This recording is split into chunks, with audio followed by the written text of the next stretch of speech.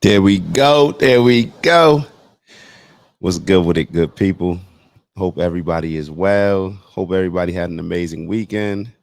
Oh, my bad on that. Yeah, I'm feeling good. I'm feeling good. It's Monday. We got a lot of opportunity ahead of ourselves. A lot of opportunity. Recorded last night the first OG 101 lesson, the first official one. So we're gonna be releasing those in two parts, 5 lessons on each. Hold on, my bad. Why y'all ain't telling me I ain't no trippy red beat. Island ting is what we do. Island ting, y'all know what we do in the morning, in the AM. So excited about recording that and releasing that to y'all. OG 101. Y'all gotta pay for that game. The free game is available, but some of it you got to pay.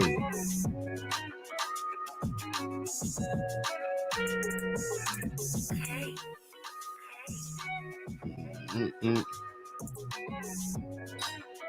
Oh, I gotta turn this down a little bit. My ears hurt. Ooh. All right. Good morning, big bro. How's everything? Doug is in the building bright and early. Always appreciate that. How was your weekend, big bro?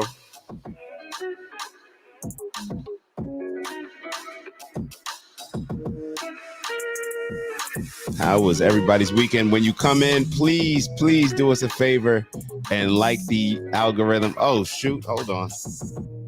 Ha. See, I left this up on purpose. So y'all would be able to see the OG 101, what we were recording last night. But hold on. We gotta make a change. We gotta change accordingly. So let's change. Whatever you're doing, it ain't enough. That's the energy, man. I'm gonna tell y'all exactly why that's the energy. That's the energy for a few different reasons. One of my my bro G Mitch hit me this weekend.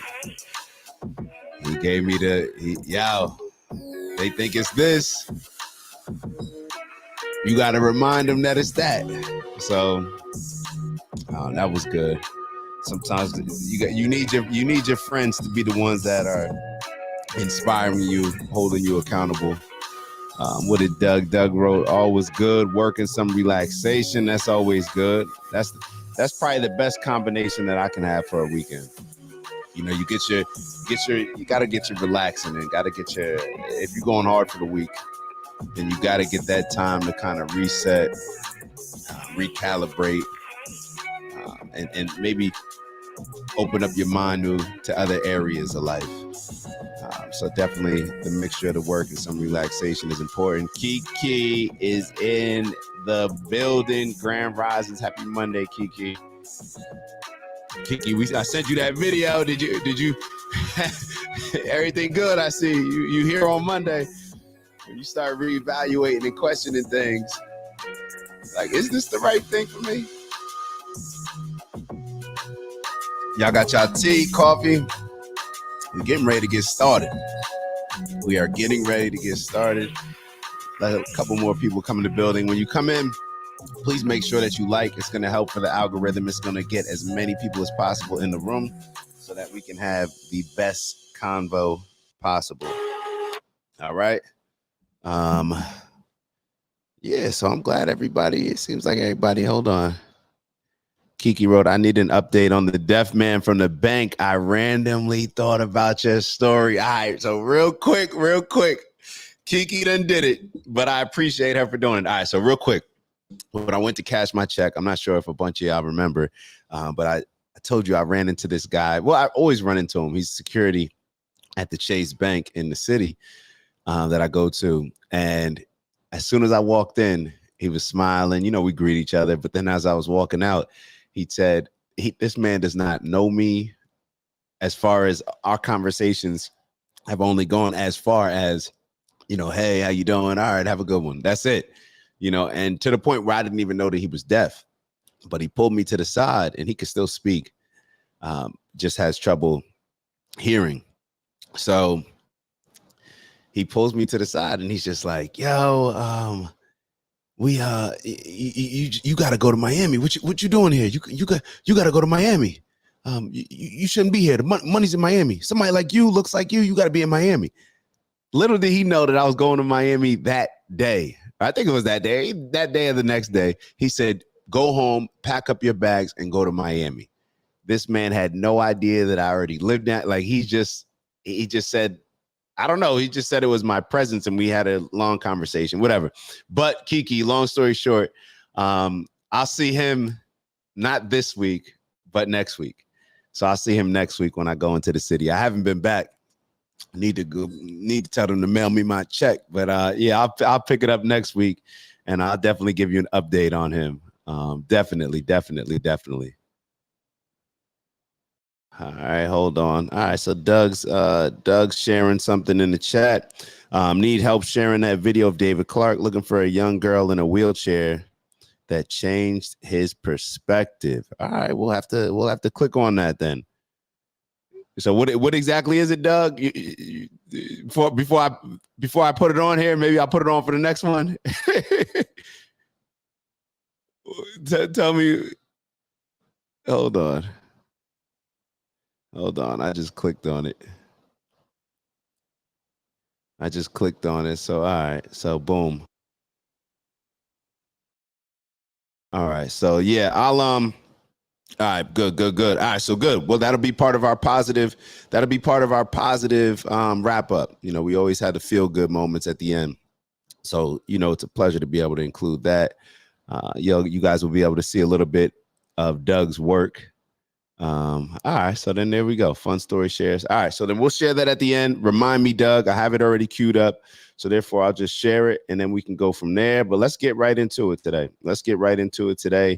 I told y'all before what my goal was. My goal is to have one of my big bros, Ace, join us either on this show, you know, for an episode, or he needs to have his own, to be totally honest. But we'll get there. We shall get there. All right, so let's get into. Hold on now. Hold on. Center my screen. Hold on. We got to make sure. All right, we're going to hear a good word from Ace. In the meantime, I'm going to be centering my screen. But Ace, talk to us. I'm shouting out. Positive message for today is a daily affirmation. And it goes like this. Good things always happen to me. I want you to say this in the morning so many times, in the afternoon so many times, and right before you go to bed so many times. I'm not going to give you a recommended number. You choose how many times you feel like you want to say it to yourself for it to stick. That's my positive message for today. They come in Monday, Wednesday, Friday, so get ready for them. Peace. Shout out everybody, I'm shouting out. Positive message for today is a daily affirmation. And it goes like this. Good things always happen to me. Whatever your affirmations are. Oh, wait, hold on. It's because I'm in Mevu. It was echoing. Whatever your affirmations are, we need to make sure that we're repeating them, that they're positive, that they're leading us in the direction that we're looking to get to. Everything that we speak is power. You know, everything that we're saying is a representation. It's almost like we're giving our bodies signals. We're giving our brain signals. We're inviting certain things out. We're not only broadcasting, right, but we're also inviting. So therefore, it goes back to the energy. If we keep putting out this energy that good things always happen to me, what is more likely to happen? Our perspective is going to be giving out good things, good positive energy, good positive vibes. So therefore, we're naturally going to receive them, and we should expect them. All right, that's what's going to take us to the next level when we can get to a point where we're not only speaking these things, but just our aura, our energy, the frequency that we're at is inviting all of these positive things. So therefore, when something good happens to us, we expect it. We expect it to be something good. When something new comes in our life, we expect it to be good. Oh, gee, I don't know if you was on earlier, but the title eyes on my bro G is on. That's who I was talking about earlier, who sent me the text this weekend. Actually, hold on. Let me correct this. Y'all didn't tell me that I had a little typo on the title. So, G, look at the title. It says, whatever you're doing, it ain't enough. You caused this title. You caused this title, and you caused what's about to happen. Blame G. But when y'all see what's finna happen, blame G. This is his fault. What I wrote on the bottom of the screen, whatever you're doing, it ain't enough. That's because of G. All right, now real quick, back to Ace. So what Ace is saying, expect good things. When we're expecting good things, when we're expecting positivity, now when we're walking down the street, when we're bumping into certain people, when we're getting phone calls, we expect positive news. So therefore, our energy is going to shift as well. I'm sure we've been on calls where we see the phone ringing, don't feel like answering, and we pick up, hello. It's more of a negative. That's how life works as well. All right. So we want to make sure that the best way, I should say, to guarantee that positive stuff is coming in is to put positive stuff out and to expect it. All right. Expect ourselves to give off positive energy, expect to receive positive energy. And then we're going to constantly get in this new cycle of just positivity where you become one of those people like, oh, they're so lucky, or, oh, good stuff always happens to you. Yeah, because I expect it to happen. And I not only expect it with the affirmations that I give myself, but I expect it with the actions that I'm putting forth and broadcasting to everywhere else. So that was that. Oh man, G done turn me up, G. All right, Jaws in the building. All right, Grand Rising, beautiful people. Happy Monday. Today is a beautiful day to have a beautiful day on purpose. Y'all know everything that we do, every form of our elevation is on purpose, both from an intentional standpoint as well as doing what we're here to do. Y'all know the same.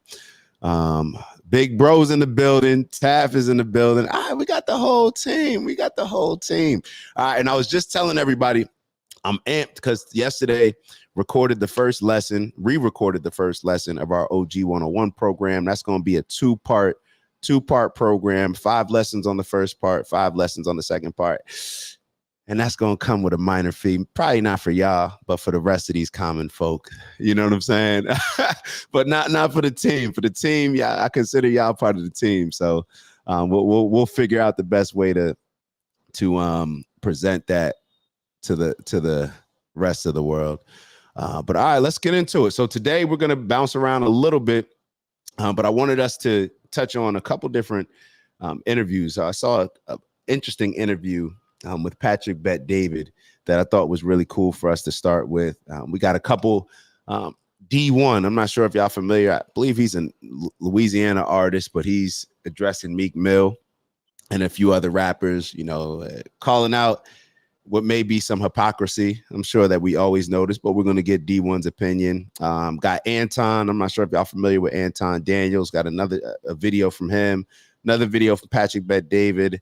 We're going to talk about 19 keys submission. You know, we always focus on the woman submitting, but what about the guy? And then we got a couple questions about inheritance. We have some advice from a monk. A monk discusses society being too weak and this new depression thing that's always out here. And then we have something that I wasn't going to give y'all the heads up, but all right. So apparently, and I forget who sent me this video. I think it may have been Ant. But apparently lesbians are getting divorced at a high rate, and they're getting divorced for a lot of the same reasons that men complain about. So I can't fully say it's all ladies' fault. It's all the women's fault. But the evidence is pretty strong here. However, what will make it even stronger, and somebody may want to look this up, is we have to compare the stats of gay men getting divorced. Because if gay men have a much lesser divorce rate than lesbians, and men and women getting married together, then we got to start pointing some fingers. You feel me? We got to start pointing some fingers. But no, we got a dope show today. Some dope videos. All right, so let's get into first the video that I wanted to share with y'all on Patrick Bet David. We probably won't listen to the entire video, but it'll be good to just hop around a bit. Let me make sure that we already queued up. Share. Boom. Man, wait till I have a whole production team, man. I need a production team. Yo, cue up the video, you know? All right, we're good. All right, so let's show this video. Let's get into it.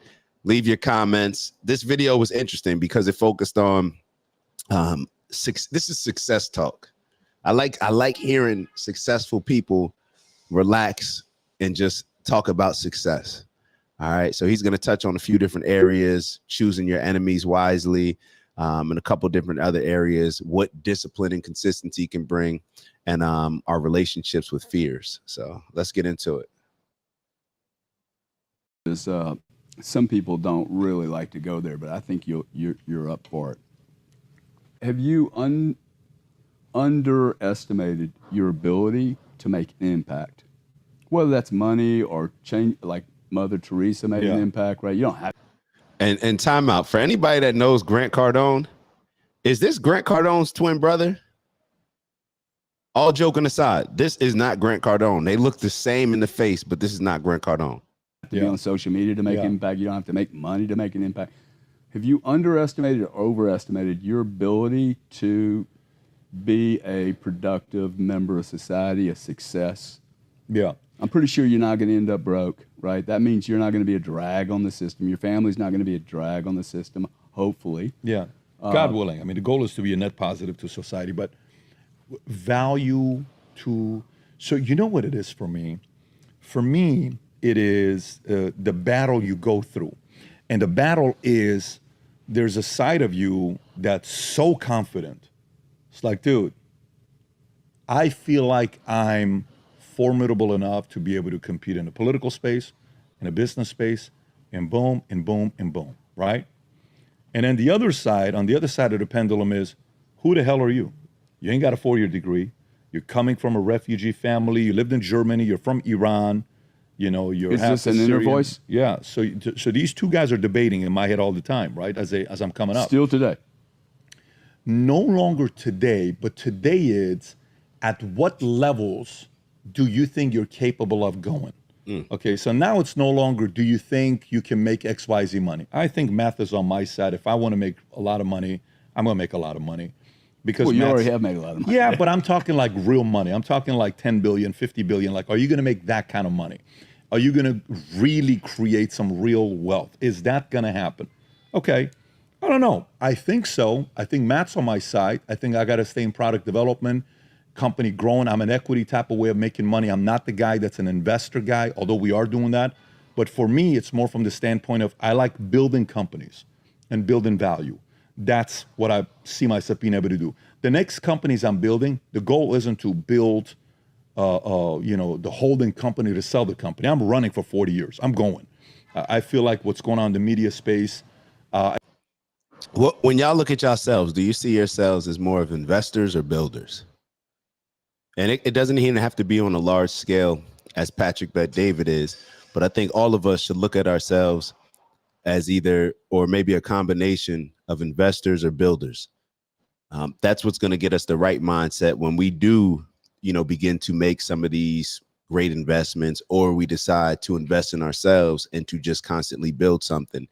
Some people want to invest in something hands off. Other people like to build, sell it in 10 years, sell it in 5 years, real short term. Other people want to hold something and really build it for the long haul, pass it down to their kids. What do you guys lean towards? I think the enemy is real. I just finished a book called Choose Your Enemies Wisely with Penguin that's coming out December 5th. And the whole concept is, if I want to get the best out of me, I know myself. If I got the real best, good enemies, I feel the people that we read about and go to the highest of levels, whether it's a Michael, a Musk, a Brady, those guys. We just had Brady at an event a couple weeks ago. I think they have three things in common. Number one, I think they experienced what unconditional love means from one person. That's all you need it from. You just have to know what it feels like. You need unconditional love from one person. One person that no matter how much shit you and I ever did, that person loved you. That's number beautiful, one. Man. I've never heard anyone say that, actually. Number it two. Makes me emotional. Oh, for me too, bro. Yeah. Number two is unconditional pain from a person you love. That means no matter what you and I ever did, it was constant pain. We could never win this person over. This could be a father, this could be a mother, this could be a friend, this could be an ex. A lot of pain, because you have to know what that pain feels like, okay? So for Elon, it's his dad. Yeah. You know, you can go and look at these different people and see where that pain is coming from, right? And then the last thing, for those that continue and continue and continue, is they choose the right enemy. Whether the So the first two, unconditional love, unconditional pain. And then the last one he just said is choosing the right enemy, something that can be very important for us. We always hear about, you know, think about as you go throughout the day, who we compare ourselves to matters a lot. I always think about, I don't know why this always comes to mind, but in Harlem, remember I was going to some brunch and it was one of the projects. It was like either Jefferson projects. I forget where I was, but it was one of the projects, maybe Taft. I don't know. The projects in Harlem, and they're right across the street from like a luxury building with a Starbucks and everything else. And I'm just sitting here and I'm looking at the projects and I'm looking at the luxury building. And all I was thinking was that these people don't even see each other. And if they do see each other, they don't see each other as their competition. When it comes to the projects, the person in 5B is just competing with the person in 6E to make sure that, yo, they got, yo, such and such, John got the new J's. I got to get that. They're competing on that level. Or like, oh man, we're looking to, you know, getting apart. I don't know, whatever it is. They see themselves as their competition. So therefore they want to outdo the people that they're competing with. And the other building, the luxury building, those people, they're not competing with the people in the projects. They're competing with the people that are in their building, that are in their community. When they have conversations with their neighbor, oh, how's everything going? Oh, we're good. We're actually looking at, you know, buying this, that. That's who they're competing with.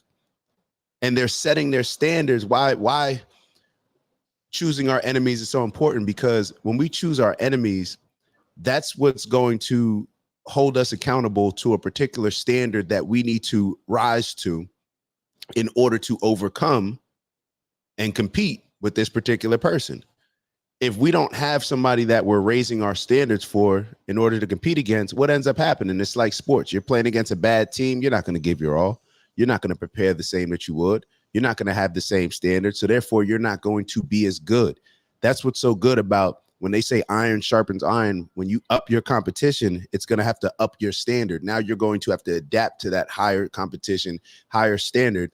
And that's what's going to give us the tools and the skills, and develop, I should say, the tools and the skills to then continuously compete and compete with people on a higher level rather than people on a lower one. So the enemy chooses them, or they choose the enemy, that enemy, the right enemy, tends to bring out a whole different side of them. Now, if somebody has experience, the right enemy, because a wrong enemy can ruin your life, destroy your life, steal years away from your life. And then you wake up, you're like, what the hell just happened? Like, you know, by the way, we can talk about the wrong enemy politically. We can talk about it for men, for women. We can talk about the wrong enemy could be in a lot of different ways. You know, women, the enemy is men. That's what the enemy is. And it's like, no, the enemy is not men. How many women joined the feminist movement thinking men were the enemy? 40 years later, they're 65 years old saying, what the hell did I do? What a wrong enemy I chose. You destroyed your life. So if we combine those three, the love, the pain, the right enemy, and then the gaps when you don't have an enemy. So the bigger the enemy you choose, that can be a more formidable, that requires you to fight longer, maybe 10, 20, 30, 40 years. And some of the enemies that are permanent enemies, because they're not going away, so they can produce a energy and generate a certain level of endurance and stamina in you that you're willing to go for 20, 30, 40, 50 years. That's when you all of a sudden see yourself competing with someone that person, they're not smarter than you. That person is not more, you know, capable than you. It's not about capability. It's not about intelligence. It's about they're able to tap into an emotion and a drive and a level of curiosity where they want to meet that unknown, prove to themselves and the enemy that, listen, you thought this, watch what I'm going to do, right? Watch, like even when you watch The Last Dance and everybody was talking about how Michael is psychotic. This guy's got... And one of the things I want to point out, even as he was talking about enemies, something that I didn't touch on that he touched on, I'm not sure if y'all picked it up, it was the fact that Sometimes it can be choosing your enemies wisely, understanding who you should be competing against, understanding the entire landscape. What he was talking about is, when he was talking about the feminist movement, a lot of women may have joined that movement for a good reason, a good purpose. They thought that they were doing something good. However, when you understand the big picture, the more information that you get and you process it, we understand that that may not lead to the desired results. So therefore, a lot of times we don't want to ever waste time competing with people that we should be working together with. You get what I'm saying? So just wanted to touch on that. He's getting ready to get into a pretty dope topic. Mental issues. What the hell did George Carl tell you? He just walked by and forgot to say bye to you. You want to come to a restaurant while we're playing the playoffs and you don't want to say goodbye to me? You don't want to say take care of me? I'm going to kill you. I'm going to have to kill this guy. You're Isaiah Thomas. You come to the game. The year before, you whoop my ass. I can't come through you. And finally, I take care of my health. We go through the playoffs. We beat you. You don't shake your hands when you go. No problem. I'm going to kill you and you will never play on the dream team because I never forgot how you made me. So someone said, well, Michael's a psychopath. He's off. You may be right. Cool. What's your point? Yeah, but who the hell would want to be Michael? Michael. Yeah, but that's not a healthy life. Oh, yeah, then why do you watch him on TV all the time? Why did he entertain you for 10 years? Why did you watch him whoop on, Utah or whoop on? He must have been tapping into something. What did he do to you? Why were you so attracted to it? Oh, so the difference between you and him is you relate to him, you can be him, but you were afraid. Right. He found his enemies. So to me, so I have a hard time for me to sit on the sidelines and just kind of know that I can tap into that, but be like, no. What if this thing becomes way too big? You got to kind of hone it in, control it. This is that. So you have all those thoughts? You've had all those thoughts all along. Hey, make it smaller. It's amazing. Is it worth it? Should you really work that hard? Who are you? Hey, who am I? Yeah. Who am I? Why do I deserve this? Right? All that stuff. So I am. That's who am I. And these are things that I think we all put in our head, whether or not we question whether or not we deserve certain things.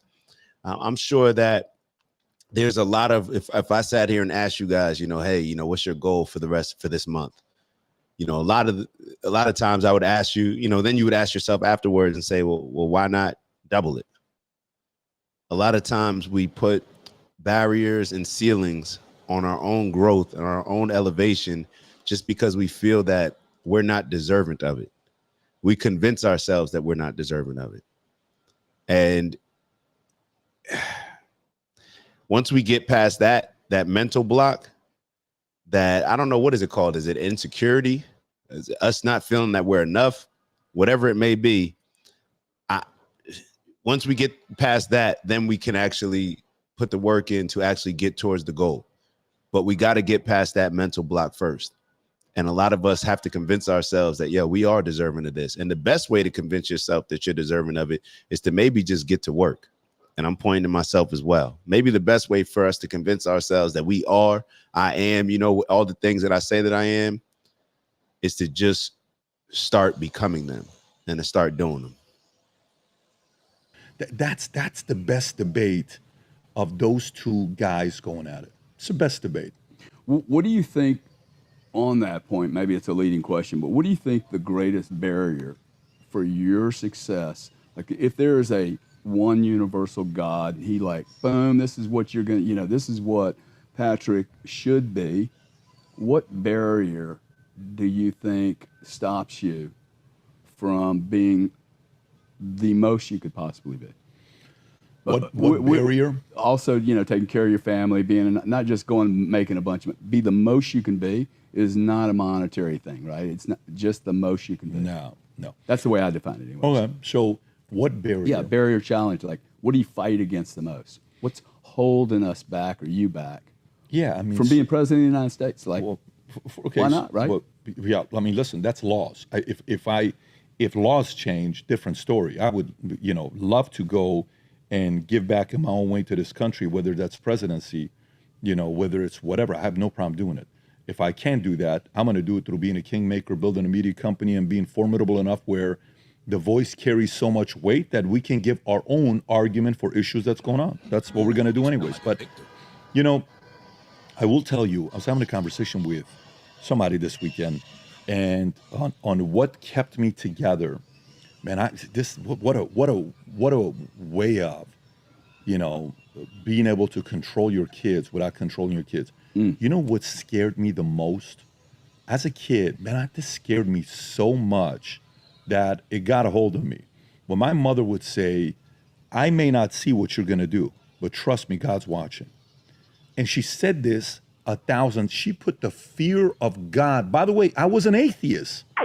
So I was fearing of God. I didn't believe it existed because I was an atheist. I would leave Bible study and I would say, guys, I don't believe in God. If we believe in God, why did he bomb Iran? Why did he let all these innocent people die? God doesn't exist. God is for the weak people. That was me that I would say this, right? When I'm going through this. I was an atheist till I was 24, 25 years old. I was the guy that would go debate everybody at LDS church. I would go everyone. I would just debate them. So tell me this, tell me this, tell me this. But no, so for me, the saving grace was the fear of God. That prevented me from doing some of the dumbest things. I did a lot of stupid things, but it prevented me from doing them even bigger. That would have ruined my life. You know, we all can go back to a certain moment in our lives where like, you know, you're one decision away. If that cop would have seen you, if this, you can't get security's license, you would have been in jail. What are you talking to him? So that grace, that level of luck, which is kind of okay to have, I feel like I'm the luckiest man alive. When he first came in, how you doing? I said, I feel like I'm the luckiest man alive. I really do. You know, the barrier is if you allow the noise to get to you. Like early on when I was young, 21 years old, I started doing very well with this one company and I'm speaking on yachts every Sunday at Newport Beach and I'm hanging out with this one guy that's a billionaire, McNulty, who's got the biggest house in Newport Beach, $60-70 million home that it just recently sold for and it traded for. And I'm like, his guy at 21 years old and all these girls and all this stuff. I'm like, dude, I'm a freaking rock star. I'm going to Vegas. I'm playing at the tables. I'm doing this. I'm doing that. And then all of a sudden, boom. You weren't. Car's gone, money's gone, girl's gone, friend, everybody's gone. And then I go to this club in Burbank, California. I don't remember the name of the club, but I go to this Burbank club right off of San Fernando in whatever that cross street is. And I'm in my Ford Focus. Okay, I don't fit in a Ford Focus, but I'm my Ford Focus. And by the way, stick shift and everything was, what do you call it? The windows, whatever. I remember, man. And you had an 8-track tape player. Dude, no, for me, this is 02. So I'm in this 02 Ford Focus, and I pull up, and my friends pull up. They say, so, where's the car, Mr. Millionaire? And I'm just like, You deserve that one. Yeah, of you course. You did deserve it, right? You kidding me? Of course. It's like, so where's this, and where's that, and where's this? I go to the club. I feel like I don't want to dance with I don't want to do nothing. Yo, it's a humbling feeling. If you've ever been in a place where you had it, you had it early maybe, and then you don't have it anymore. And I tell you what, you don't really feel like, at least this was it for me. I never felt like I was acting, that it was me. And maybe this is just my perspective. I never felt that I acted differently. But I just realized that, when you ain't making it no more, when you ain't got it, and what's the most disappointing part is it's the adults for real. The kids will make fun of you, but that's just making fun of you, like, oh, you got cut. But adults, they will look at you differently. And you start to really realize, like, this person wasn't really fucking with me at all. Like, they was, whatever. All right, let me get into nothing. Mm-hmm. I just sat there by myself. I can't wait to get the hell out of here. It ain't about me. We go to the In-N-Out. We would eat at Burbank and go home. And then I go home. I'm like, you know what? Maybe I'm just going to re-enlist back in the Army. And I'm going to do that 20 years. I've already done 2.5 years, and I've done, a year or two in, in reserve. So go 16 more years and retire. And then I'm making a call. And I'm like, yeah, maybe give it 6 more months before you go back in. 6 more months. Boom. Things turned around. So what if in that moment I joined back to the Army? These are the moments where you kind of go through it. But when I lost everything, I realized, okay, so the next time people are like, oh my God, you're so great and you're so this and you're one of the best this and you want to, like, don't listen. They're full of shit. Don't listen. Don't listen to it. Don't listen. Don't listen. Don't listen. You're good. You're okay. Relax. You're not there yet. Don't listen. You're not there yet. Don't listen. You're not there yet. You're going to be fine. You're going to be fine. Don't listen. Because I didn't want it to get to my head. I wanted to keep that hungry, humble guy to constantly recreate myself. And again, the same fear of God that worked for me, I want the fear of losing everything. And the fear of losing everything keeps you in the game to know that tomorrow you could lose it all. If I don't have the fear of God and I don't have the fear of losing everything, it's kind of like, yeah, go ahead. Yeah, go ahead. No, it's kind of like, no, you got to stay engaged. You got to stay engaged. You got to stay engaged. Now, whether that's the right thing or not. He's talking about the urgency, the obsession. Now, this is, I think what he's about to talk about is something that we all got to ask ourselves. You know, is this right for you? Depending on what type of person you are, depending on what type of goals you have, you may be looking at this and be like, yo, that looks stressful, looks humiliating. This person is stressed all the time. They can't relax. They're obsessed with it. There's always this fear. A lot of people don't want to live like that. A lot of people don't want to live like that. So maybe that's, you know, a good thing for us to kind of evaluate, you know, what are we willing to go through? Maybe back into it, say, what are we willing to go through? Then decide what it is we want to do, rather than deciding what we want to do and, you know, not necessarily being realistic as far as what we are willing to go through and sacrifice in order to get that. Not, you know, whatever. Well, that's too much scarcity. That's too much this. Remember, it's a bipolar relationship. On one end, I'm the guy that I feel like I can be anything. On the other end is the world is coming to an end. Okay, so that recipe of these two guys talking to each other and I'm listening to their conversation has allowed me to make better decisions. Because this guy whispers, so you're getting a little too cocky. Okay, this guy whispers, hey, that's the balance that's worked for me over the years. So barriers, I would say, you know, whether it's listening to the wrong people or listening to too much of the hype and too much of the compliments can sometimes slow you down and buy your own BS hype. It's interesting you talk about the promoter and then the guy, you can't do it. It's like I've learned to start listening to this guy. Like if my fear, do you have fear? Yeah. On a regular basis? Or, I mean, I think most people would look at a big guy like you doing what you're doing. Do you all have fears? When you think of fears, what comes to mind? Is it something physical? Is it something spiritual? Is it something financial? You know, what kind of fears do you all have? What kind of fears drive you to do what you do every day? Doing like you would never be scared to meet anyone. No, I'm not. Or do anything?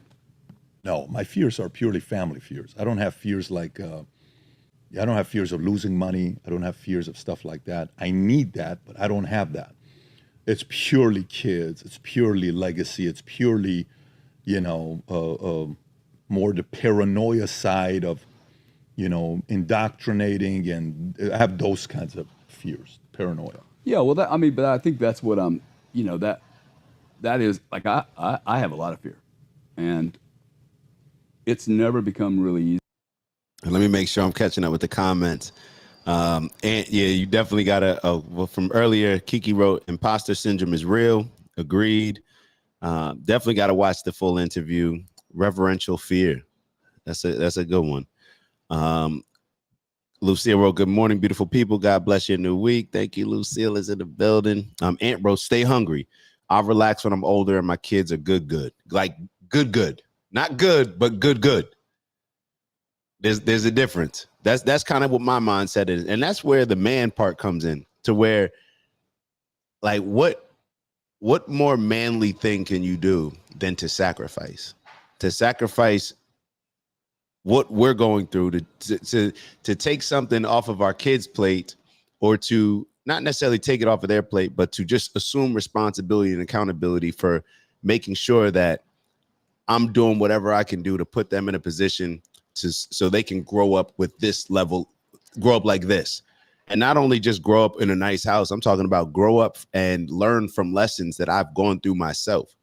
That's why it's important a lot to jump out the window, try new things, because then you can teach on those things. So you're not only learning them yourselves, but now you can teach your kids through experience rather than teach them through ideals or principles that you may not have seen come to play in your life yet.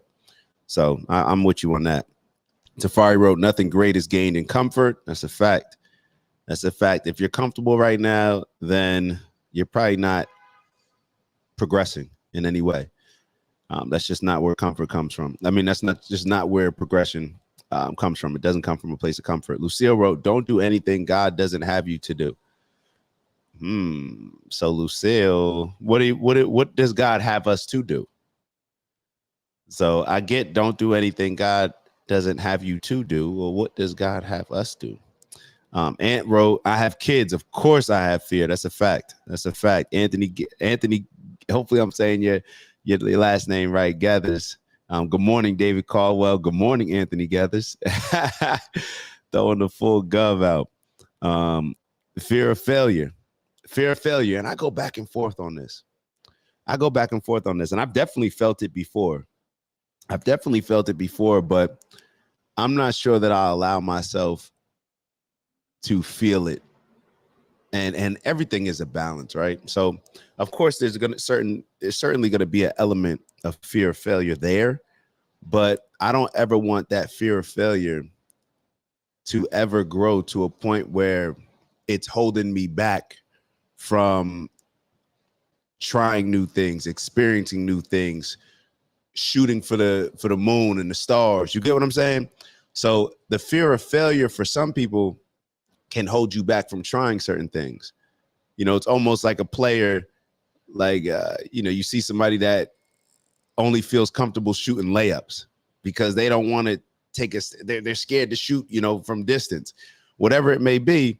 But if the more you challenge your fears and embrace your fears. So the fear of failure shouldn't be a fear for me. This is just for me. It should be something that I'm embracing, that I'm excited about. Like, ooh, I got a fear of failing. This must make this the task that I need to do. If I'm not scared to fail in it, then I shouldn't be excited to do it. You know what I'm saying? I'm only shooting for stuff that I'm actually fearful of if I don't do it. And I'm also not shooting. It's hard to describe it. I just never want my fear of failing to prevent me from confidently trying at something, I don't want the fear of failure to be the ceiling that I put over me.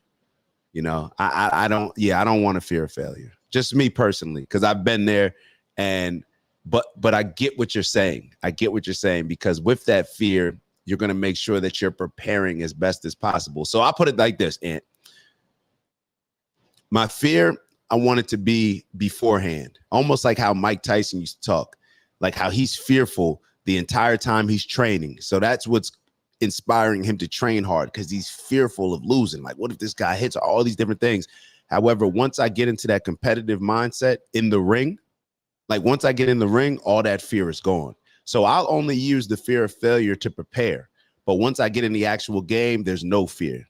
That's kind of how I look at it. So sorry for the long-winded response to that one. Safari wrote, mine is selfish. I fear not getting to my goal because of me. It's your goal. So I wouldn't consider that as selfish. That's just your goal. But I get that. You fear that you're not enough. That's what I'm hearing when you say it's because of you. You fear that of not getting to your goal because of you. I'm going to switch it on you. The only thing, I guess you shouldn't fear things that you can't control. If I can control it, I'm not fearful of it. You get what I'm saying?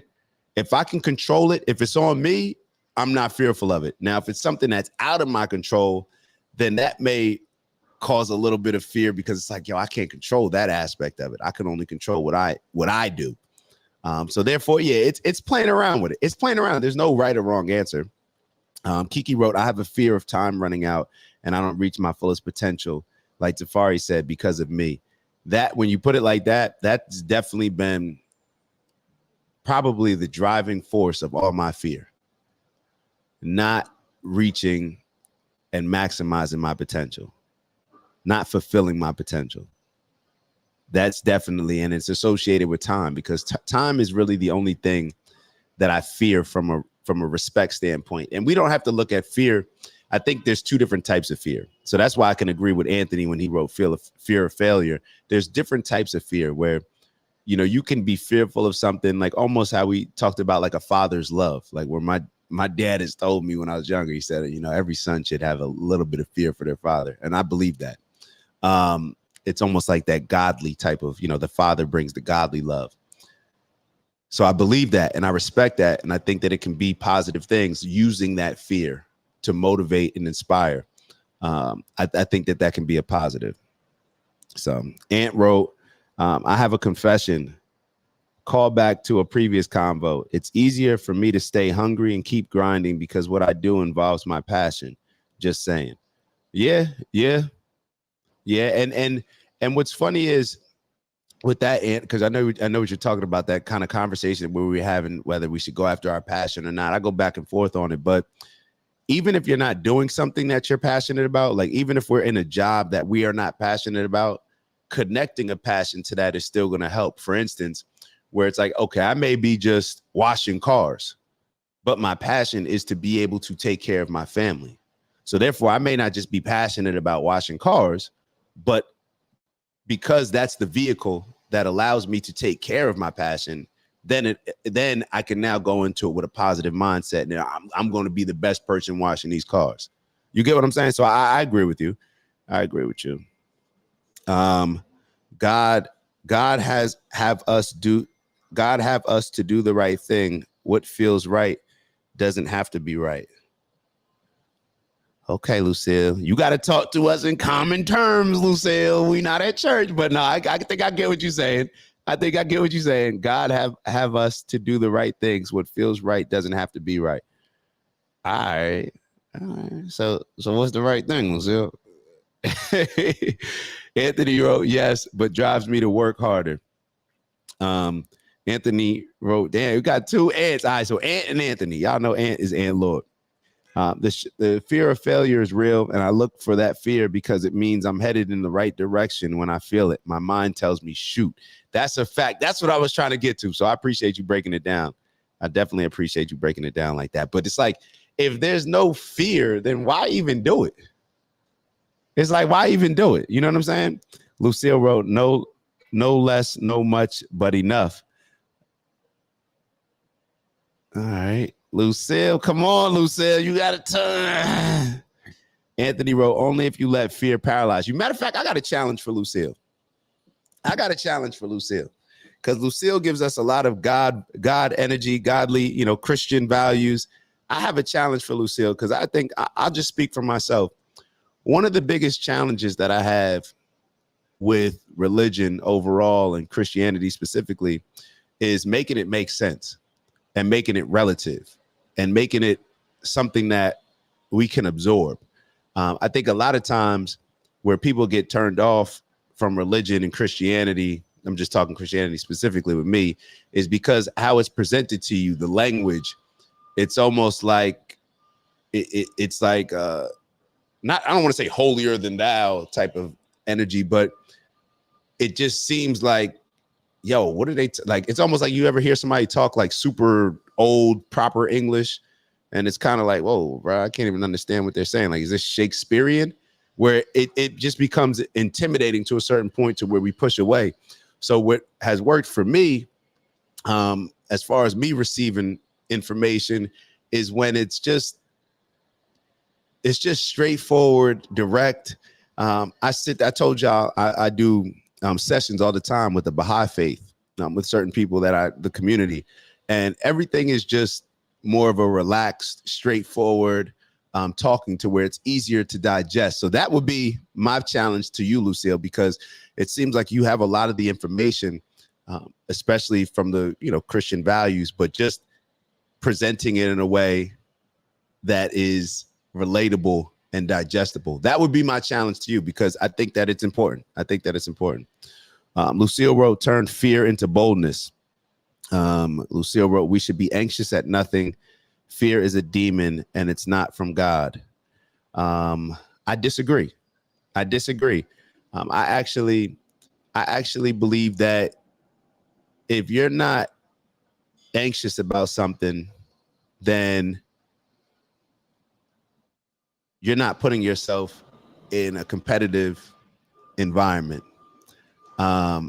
You're not committing to something and sacrificing something. I'll give you an example. Butterflies. Anybody get butterflies before a game or before, a big meeting?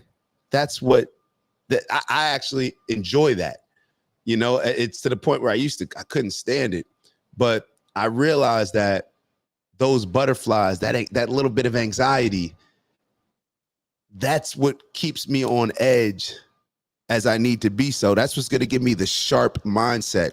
That's what I assume, you know, Michael Jordan, Kobe Bryant, Tom Brady, and all these people, why they wanted to be on edge and have this fire in them and make up certain stories. This is why Michael Jordan used to make up like, yo, this person's talking about me, just so they can be on edge. I definitely don't think that anxiety should be something that holds us back, but it goes back to that balance of, you know, I like a little bit of anxiety, you know, where it's like, I don't know, to each their own, but when you can be completely relaxed, because think about it, what you're saying, when there's no anxiety, when there's no fear, I feel a certain level of comfort. And that comfort is not what's pushing me to say, you know what, let me go do a little bit more. Let me go make sure I'm preparing more. That comfort is going to keep me in that same position. So I get what you're saying, but in my opinion, it just has to be a balancing act. Because if you're not anxious at anything, then but you may, and to keep it real, you may be right, because maybe the better answer is to just not be anxious about anything and to just relax and let it flow. I don't know, but I'm just talking about for me. And Anthony, I believe, agrees with you very much. So I agree. I believe you're responding to Lucille. So Ant wrote, Taff and Kiki, you already have what you need to get where you're going. Go get it. You already have what you need to get where you're going. Go get it. I don't think of the time and it running out, because if when you're gone, you were working to get it, you did it.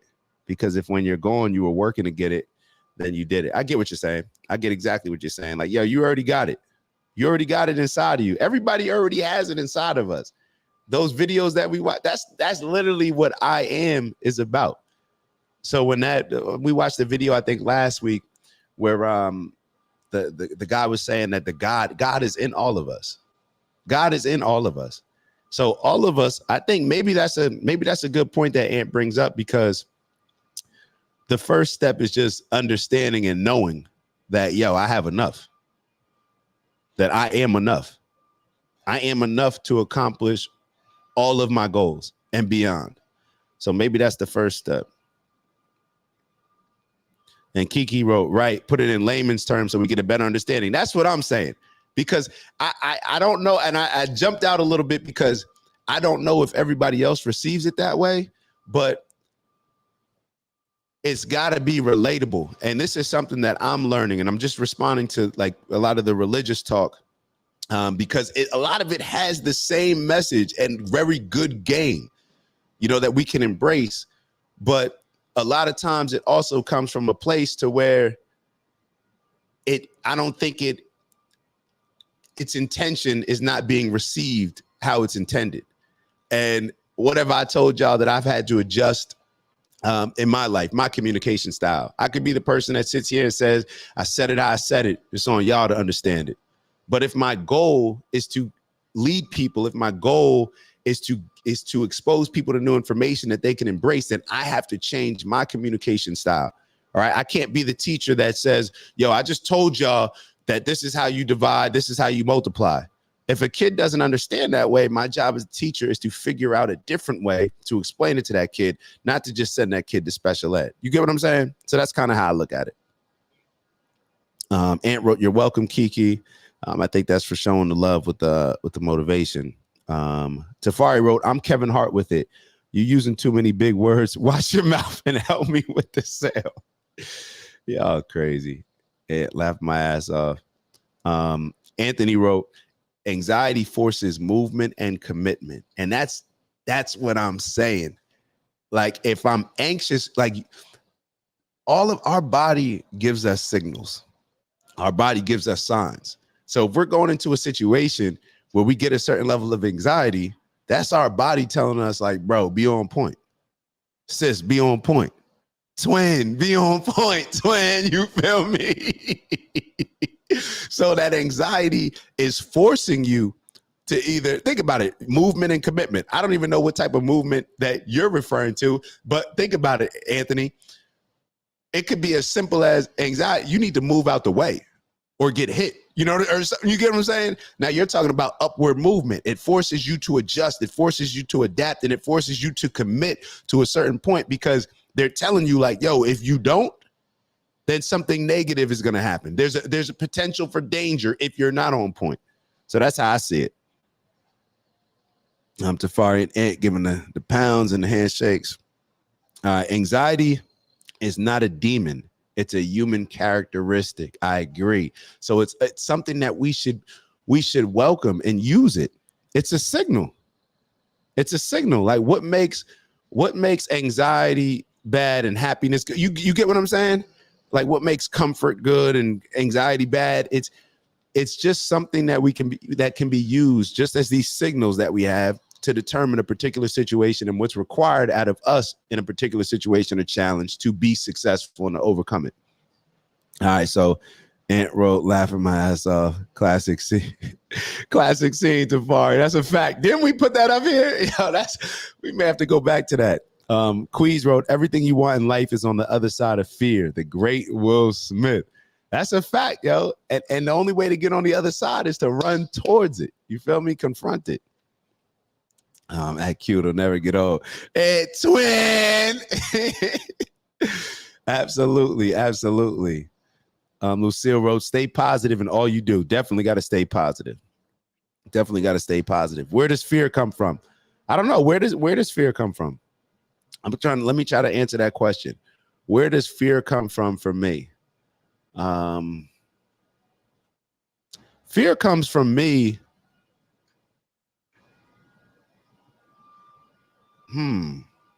I can give certain instances where I was fearful, where it's like, I want to make this team. I got to make this team. My fear comes from my fear comes from life showing me. If life ever shows me that I'm not who I say I am, then that's a fear. So therefore, when I'm approaching a situation, and to become who it is that I say I am, I'm just talking me personally. To be who I say I am, I need to be competing in extremely competitive spaces. I know that. So I know that when I say extremely competitive spaces, the likelihood of me being successful, just based on percentages, whatever, the likelihood of most people being successful, the average person, is less and less likely the more competitive the environment is. So therefore, for me, I need to make sure that I'm the best at everything that I'm competing in. So the fear of understanding that losses come. Sometimes you win, sometimes you lose. It just is what it is. That's what competition is so great. So my fear comes from the small percentage in my head of the what if, the what if. What if my all isn't good enough? Maybe it's those type of things. So I think that it should just be used in a healthy way. But maybe your argument is that it can't be healthy. I totally understand that. Let me ask you this, Lucille. If you don't, what does a fearless society look like? Because to me, the entire concept of fearing God is not just about fearing somebody who's up in the sky. The entire concept of God is to fear a certain way of life that God does not instruct. So therefore, you're fearing a lot of the same things. You fear maybe drugs. You fear lust. You fear all these things that I'm assuming. You fear not living up to God's standards, right? Maybe not. Maybe you don't fear not living up to God's standards. But if there's no level of fear there, then to me, the average person, we can't just rely on people to just do things just because they're the right thing to do. Why don't people drive 120 miles on the highway? Because there's a fear that they could either get injured, die, get in an accident, or get a ticket. If there was no fear of that, of any of those things, then people would drive 140 on the highway. Do y'all disagree or do y'all agree? Fear controls a lot of the things and sets standards and boundaries for us in a lot of our lives. But then Queez also wrote, fear is made up. It's not real. Fear is not a real, it's not tangible, I guess, it's not tangible. I would say that it's as real as you allow it to be. I would say that it can be real, just like a lot of stuff can be made up and become real in your mind. If it can, I'll give you an example to Queez's point. We put up videos all the time about delusion, right? Delusion. There's a lot of people that are delusion, but they've created it's real in their mind. I'll give an example. Shoot. There's certain people that I don't know whether it's fear or their confidence may be real. Now you may be looking at it where it's like they're terrible. Like they're terrible. How are they that confident? They convince themselves. So fear is real. It's almost goes back to that point. If you believe, whether you believe you can or you can't, you're right. So it's as real as you allow it to be. That's what I would say. Tafari wrote, I think fear comes from a lack of confidence and information. I would also say that I think fear comes from, I don't think fear comes from a lack of information. I think fear comes from a very informed place in a lot of ways. Think about the people that run around this society, ignorant, no information, don't care about learning this, don't care about learning that, don't care about learning what's eating healthy, don't care about learning just what's being healthy, don't care about being righteous. They don't care about all these things. I don't even want to know about it. You know, they don't want to receive information, because the more information that you receive in a particular area, you now have to make a decision of whether or not you're going to hold yourself accountable to that. So I definitely think that fear comes from a lack of confidence or a question of confidence. Same thing. But from information, I think a lot of times, what do we do with our kids? We tell them less so they're not scared, right? So a lot of times we withhold information in order so people won't be feared. But a lot of times, the more information that we receive, shoot, you do a deep dive on YouTube about some of the information or some of the stuff that's going on right now, and I will be fearful. I will be fearful. Like I'm fearful, like I said, I'm fearful of the stuff that I can't control, even though it's not really something that I worry about, but it's still a fear. Like I fear that somebody's going to start pressing buttons and stuff with all this stuff going on. They're trying to create the third one of, I don't want to say it. I got stuff to do. You know what I'm saying? I'm fearful of them putting on some new band with this new, there's a new strand. Everybody got to stay in the house. Like I'm just fearful of more of the stuff that I can't control. I'm not really worried about it because, it is what it is, but I'm fearful because I understand the impact that those things can have on people. Anthony wrote, fear is a part of human emotional intelligence. If you don't have fear for anything, then you're just a sociopath who is training and becoming a psychopath. Whew. Okay, Anthony, fear is part of human emotional intelligence. If you don't have fear for anything, then you're just a sociopath who is training to become a psychopath. Bez wrote, send me to hell. I'm living in heaven now. Yeah, if you want to, I believe that people should be able to go wherever they desire. So feel free to go wherever you desire, brother. You feel me? But if this is heaven right now, we got to step it up, baby. We got to make heaven a little better if this is going to be the heaven. Ant wrote, Q, just because something is made up doesn't mean it's not real. Money is just numbers. I agree with that. Kiki wrote, fear is from the devil and it's the enemy to our faith.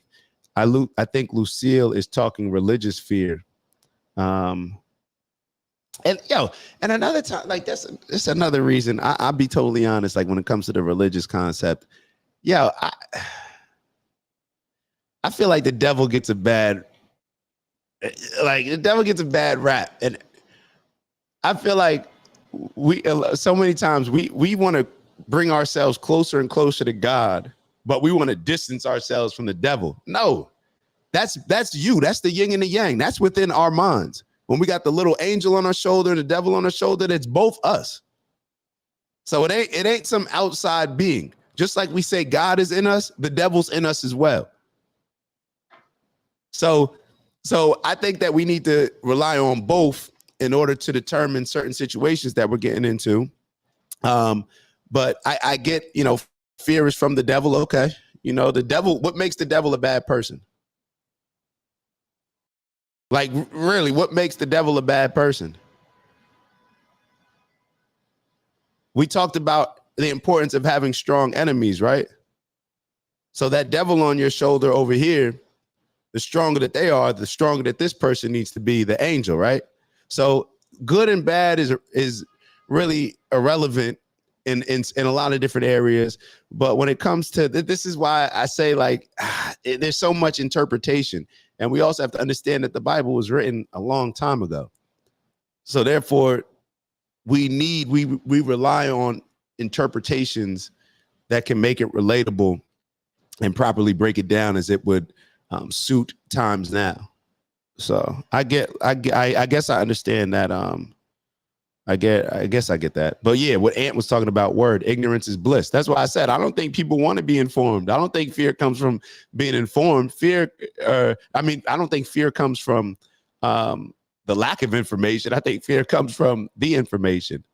But in certain ways, I'll give you one lack of information where fear comes from, when in agreement with Tafari, us not understanding that we're godly. That's the one lack of understanding, that once we realize that we're godly, that solves a lot of problems, at least for me. What I mean is, you are able to manipulate fear because you are the one that made it up. You can allow fear to overtake you, or you can cause it to fuel you. Facts. So we're all saying the same thing. We're all saying the same. It's not a tangible thing standing in your way. Yeah, like I get what Queen's saying. Like, fear is not going to prevent. Like, it's not. And what's crazy is, a lot of times it's a mental ceiling. It's a mental barrier. And a lot of times those can be stronger than the physical barriers. Have you ever come back from an injury and you forget how, let's say you hurt your knee or you hurt your ankle, and you forget what it feels like to be healthy? So therefore, when you're doing something that you used to do so easily, but now you're doing like a little box jump, you have to convince your brain that it's okay to jump. Like, you go through it where it's like you're thinking about it. How you see players that come back from injuries to where they look like they're slower. A lot of times it's not even just the physical, it's the mental, questioning every little thing, like, oh, don't do that, or you're favoring one particular way or not. That's where a lot of this stuff comes from. So Tafari wrote, damn, Ant with his big words. Lucille wrote, we are not to control everything. We can't take care of everyone. That's the truth. That's the truth. I agree with that. God doesn't want 50 or 99% of us. He wants it all. All right. I want 100% as well. Me. So I'm with you on that. Divine and deceitful. I know that's something that Bez always touches on, the difference, or I guess the dynamics of the two put together, the yin and the yang. That's how, if I'm receiving it, if that's what, am I saying it right, Bez? That's kind of how I see it. On another note, is anxiety and fear the same thing? Is anxiety and fear the same thing? What do y'all think? What do y'all think? Hold on, let me hide this for a sec. Is anxiety and fear the same thing? I think they have similar components. And I think that, is anxiety the feeling that comes from fear? Like, so fear is an observance of the situation. And anxiety is what you feel when you fear something. I don't know. I don't know. Iblis and Shaitan. Iblis, I'm not familiar with. I've heard of the Shaitan, but I'm not too familiar with either though, Bez. But I believe that's the concept of the good versus evil, yin and the yang. Ant wrote, after I broke my ankle, I had to train myself to believe I can run or jump crazy. That's the mental block. It's the mental block. Sometimes those mental blocks, I can run through a wall, but if I have to convince myself to run, then that's a different type of mental block. So yeah, I'm with y'all on that. All right, so let's get into a little bit more of this. We're only listening to a couple more minutes, and then we got to get to some of these other videos. Easy for me now. Maybe that's because every 10 years I go into another industry and nobody knows me, so I'm having to break into the thing. Where I was trying to get to, you talked about enemies. And I think enemies and fear, they kind of, align on the same side of the balance sheet. The other piece is, confidence and friends. And like, do you find it easier to collect enemies or friends? Because I find it fucking difficult to find real high quality friends that are there. I'm not. I'm very. You put me in a room, I'll leave, and I'll know everybody, and I'll befriend everybody, and have a relationship with everybody, and I'll know something about everybody. There'll be something about that guy went to this high school. This guy's born on March 28th. That guy's in October. But I'm talking about friends that you go to war with. Very hard, man. Like, very hard. Hey, I need to call this guy because I'm getting ready to have to lock and load. This shit's going down. The guy that doesn't show up to that, federal investigation that somebody decided, hey, I'm going to stop this guy, and they didn't say something. I have found finding really monster friends so difficult. I don't disagree. It's not easy. And the reason why it's not easier to make, it's harder to make the more you move up, right? It's kind of like, when you date a girl when you have nothing, and she likes you. And it's hard to move up if you hold on to your old friends. It's true. It's absolutely true. Huh? Yeah, it's absolutely true. But you know how when you have nothing. That's something that we've spoken about before. Where it's like sometimes we got to distance ourselves from certain friends, certain influences, certain things that are holding us down.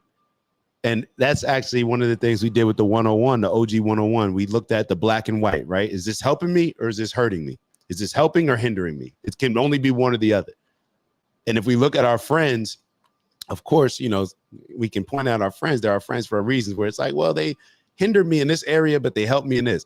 No, overall, if you had to say one, are they helping or hindering? And if they're hindering, then you either have to cut them out or just have an understanding that like, hey, this is something that is holding me down.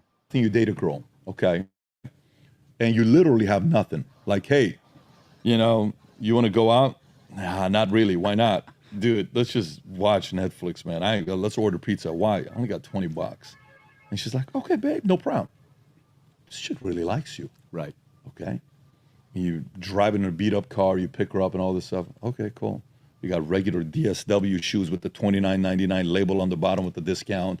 And she's got this ghetto belt that's about to fall apart, and your pants are cheap pants, and regular shirt you're wearing for $9.99 from whatever wood, that you got. But then later on, when you got money and you have a Ferrari and you have nice cars and you live in a nice home and you got the clothes and the watches and all this stuff, and you go out, is she really into me? Or is she into what I offer? Is she really into it, right? It's kind of like weird. So now, when you're broke and you have friends and and then later on you have money, and is this guy wanting to be friends because the benefits I have, or is because he's going to be a ride or die guy when I need somebody? The truth of the matter is, guess what? You're not going to know. You're not going to know. You can go do a lie detective test. You can go do a DNA blood test, this test, talk to the mom, talk to the dad, interview the last 20 exes and friends and all this stuff he's at, and how did he betray you and all this stuff. You're never going to know. So, but there's a risk. There's risk to love, Gary. There's risk to friendship. There's risk. Yeah, there's. So let me just catch up on the comments. Sorry that I interrupted that. But Queez wrote, I think anxiety is the reaction from fear or trauma. Yeah, that's kind of how I see it. That's definitely how I see it, actually. Ant wrote, laughing my ass off, I distance myself from 90% of Montclairians because they still see a Montclairian. That's where we're from. We're from Montclair, just for the people that aren't there. 90% of Montclairians because they still see you as who you were as a child instead of who you are today. This is why everyone can't come with you. This is an interesting perspective that, normally we're looking at the other side. We're only focusing on this person. Are they helping me, or, the surface? But when you dig deep, a lot of times those people may need to distance themselves from you as well, because a lot of the people, if you grew up in a certain place and they remember you as a certain place, and if you became friends with them when you were in a certain place, then a part of them probably always wants to see you in that place where things were fun, things were enjoyable. However, that doesn't make things successful all the time, just based on your new goals. You had different goals maybe when you met. When you were friends in 10 years old, your goals may have been a little bit different. You know what I'm saying? So then when you get older, they have to, you have to adjust accordingly. And what's funny about it is, and what I've seen, and we've talked about this before, I don't think that a lot of people change. The kids that were ambitious, you know, most of the time when we were young, they're ambitious now, smart. There's always the problem is going to be is when those kids that change, those kids that may have changed from the people that they were, or who want to constantly elevate and constantly push themselves above the standards of who they previously were, because people are always going to see them to the lower standard that they have for themselves. So I definitely, yeah, that's a big one, Ant. Ant wrote, I believe that you being a sum of your circle is because the energy and belief your circle gives off can make or break you easily if you let it. That's a fact. I agree. And sorry if you guys are hearing the noise in the background. Changed or evolved. I guess we'd have to look at the definitions, but I get what you're saying. I think what you're saying, change is it's still that same person. However, they were able to evolve in certain areas. So maybe that's a good way of putting it, because just like we said earlier with how communication is key and how different words and, you know, as far as what we're talking about with religion, if it's not relatable, maybe even as we're encouraging people, we're more so pushing them to evolve rather than to change. Change can seem a little bit more intimidating. Where evolving is like, no, you are who you are. Be that person, but just evolve. So therefore you can be the best version of that particular person. So maybe that's a little bit easier to embrace. So that's a good point, Quiz. Either TPQ. Hold up. What am I missing? Hold on. What am I missing here? Break it down. I feel like I'm missing something. Lucille wrote, when God removes people from your life, obey God, love them from afar, but don't let them hold you back. All right. Yeah. And I guess how I would see that as is, you know, like when God removes people from your life. So I attach God as the highest standard in whatever it is that I'm looking to reach, whatever it is that I'm looking to become.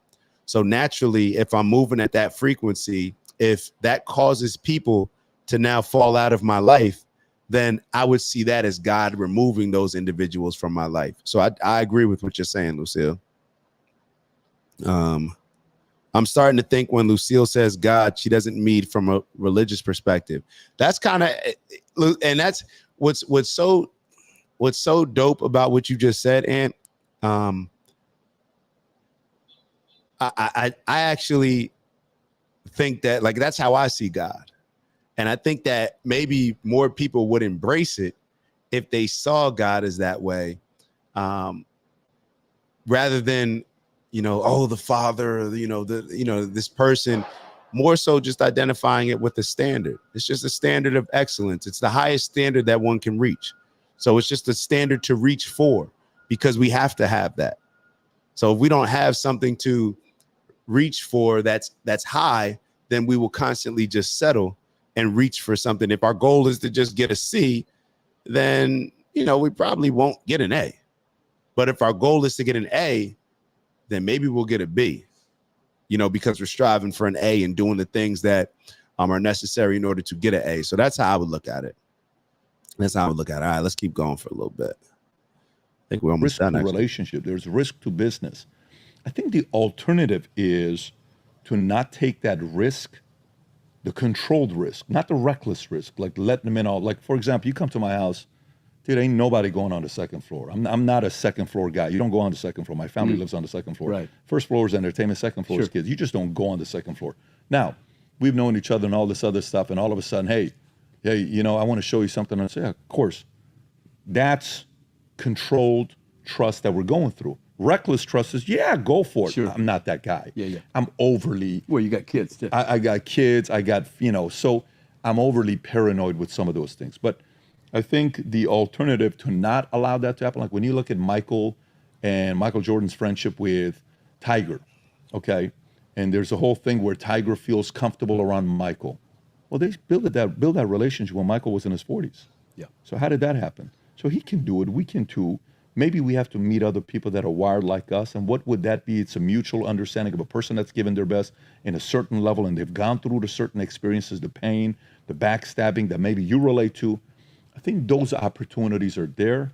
but it's not going to be every Friday night. So if you like this clip and you want, shout out to Valuetainment, my dog PBD.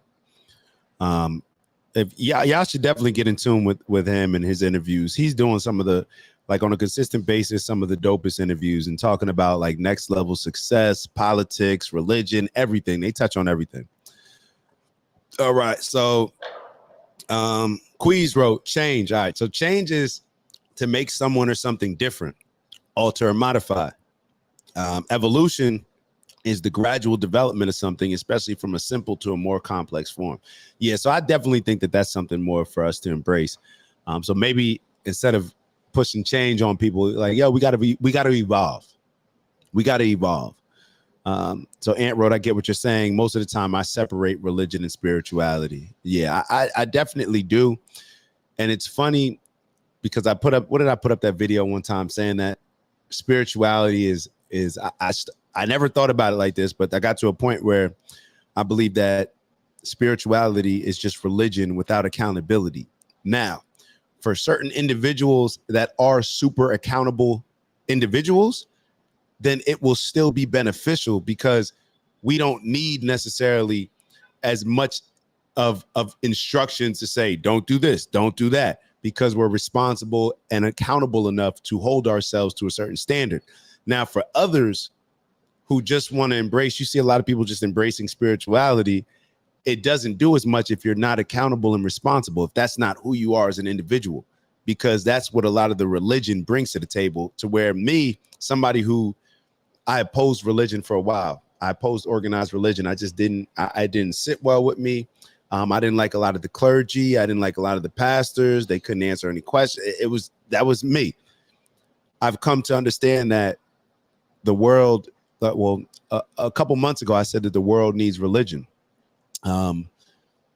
However, with religion, it's always going to breed war because religion is still telling you how to live a certain life.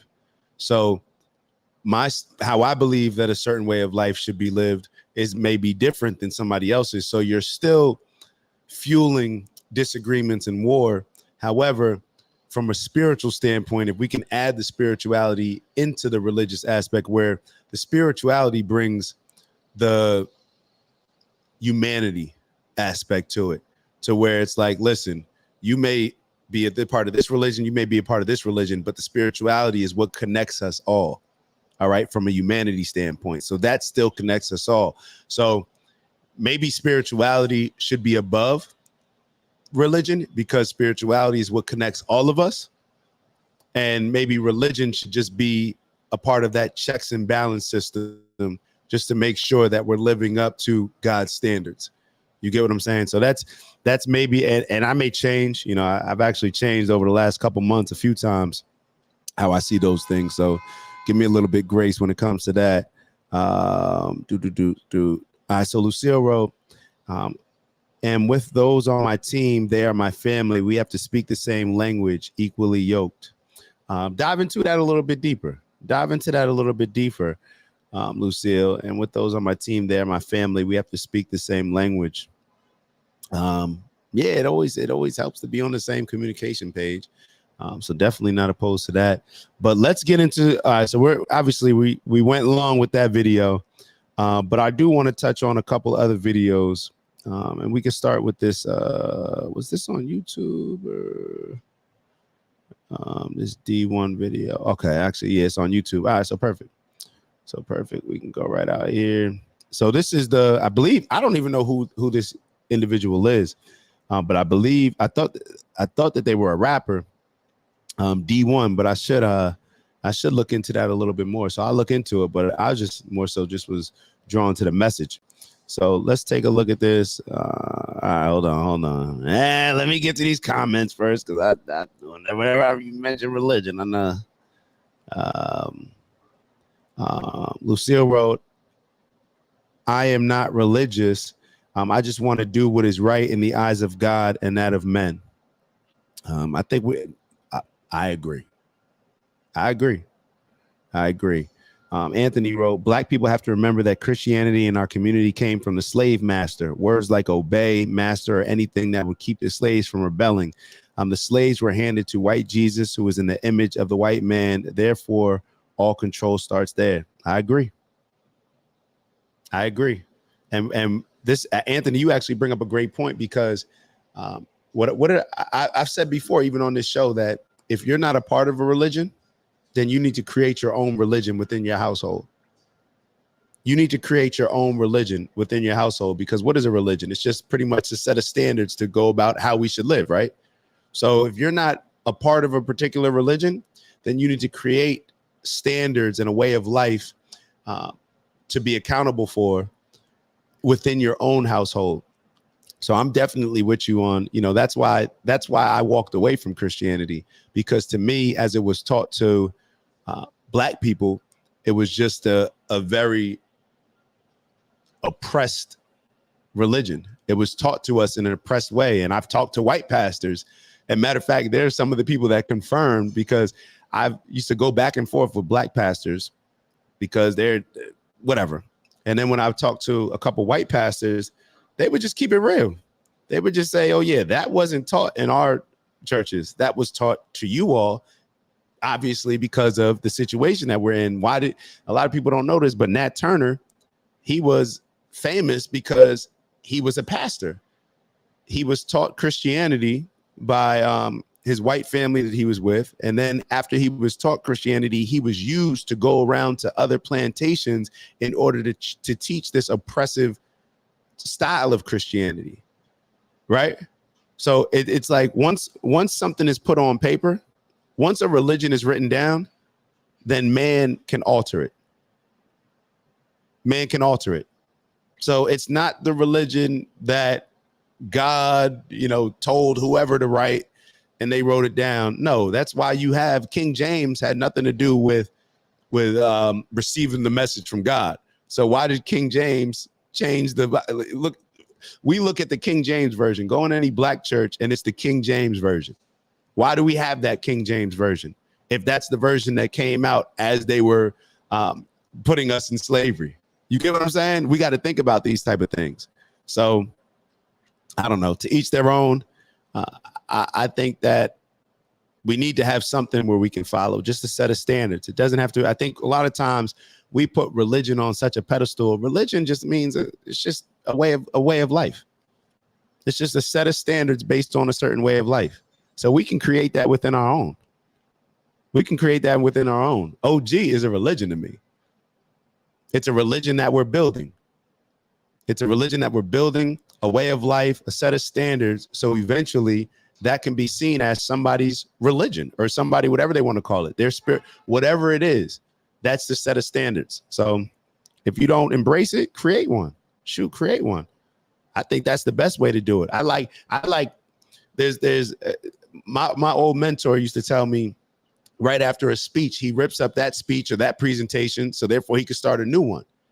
Starting a new one is always going to address issues and problems and challenges in a current way that old work wouldn't. You get what I'm saying? Like, we can look back now and say, like, I like listening to a lot of Malcolm X speeches and stuff. Those same things still apply. However, perhaps if we were writing a new speech, we would use that same messaging, but just say it in a different way that would be more effective for this day and age, or not, whatever.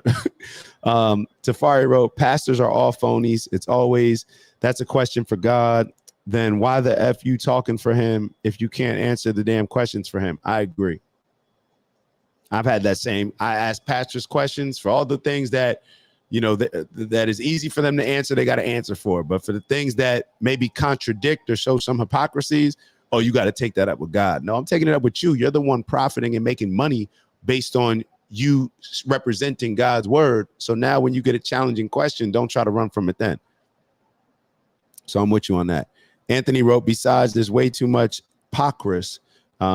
He in religion as you can have accountability without it. Hypocrisy. Oh, I'm sorry. Hypocrisy, my fault.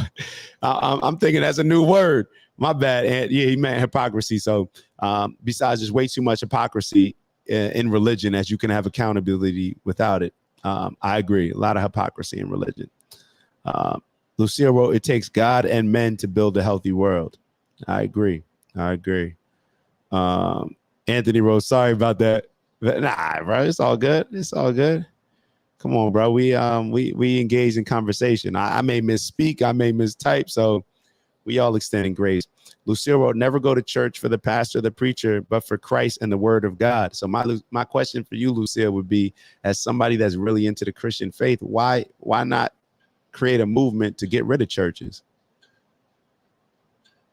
Like, what's the point of churches? What's the point of giving money to a church?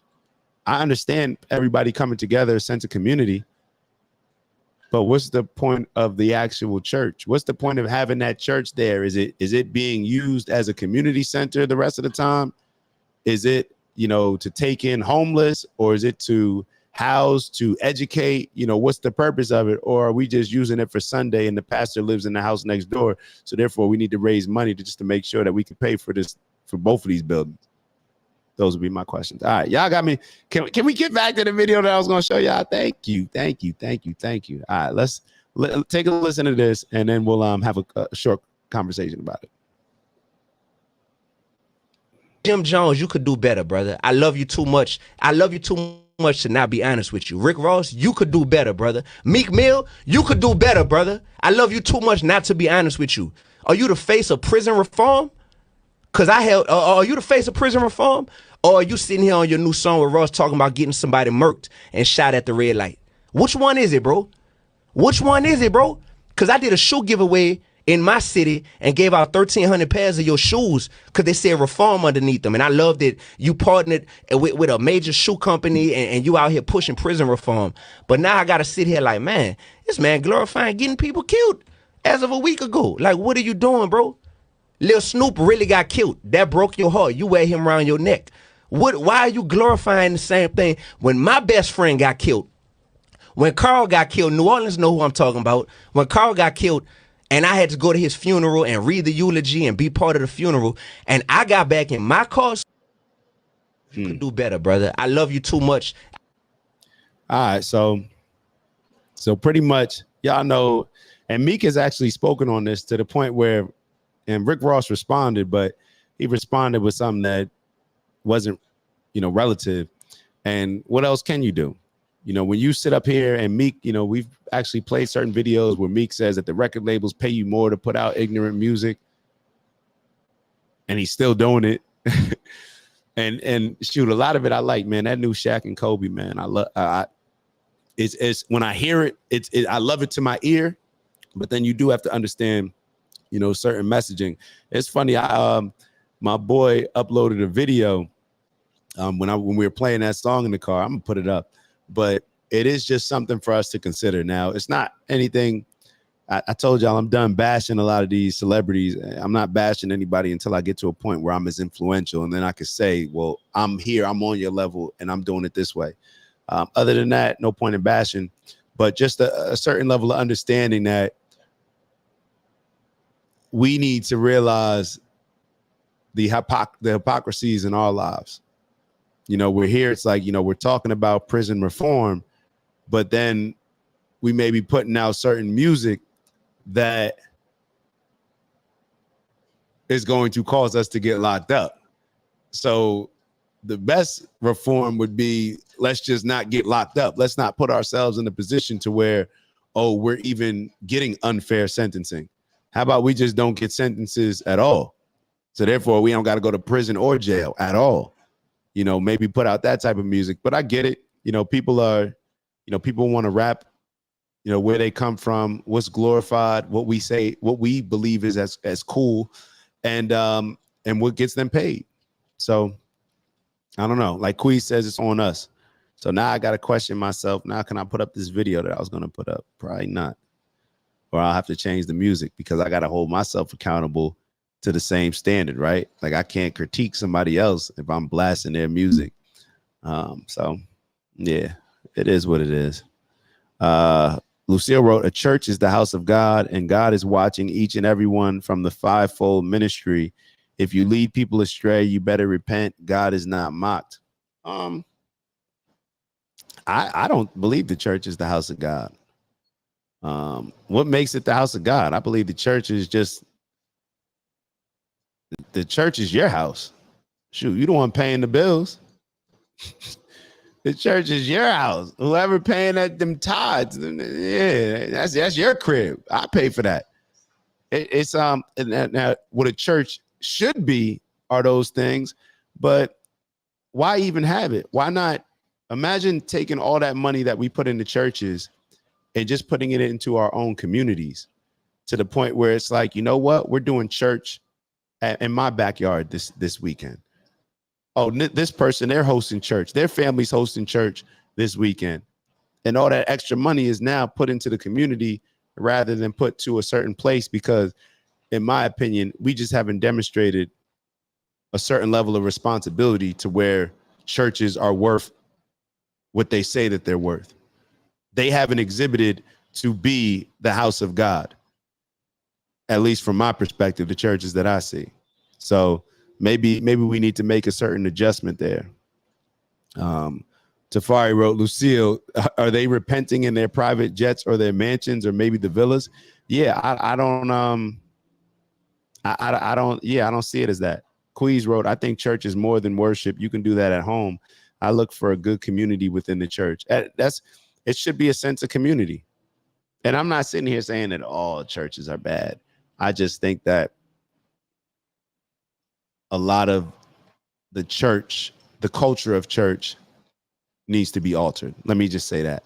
So the culture of church needs to be altered. Adrian wrote, church should be the body of Christ and Jesus's followers. Church isn't a building.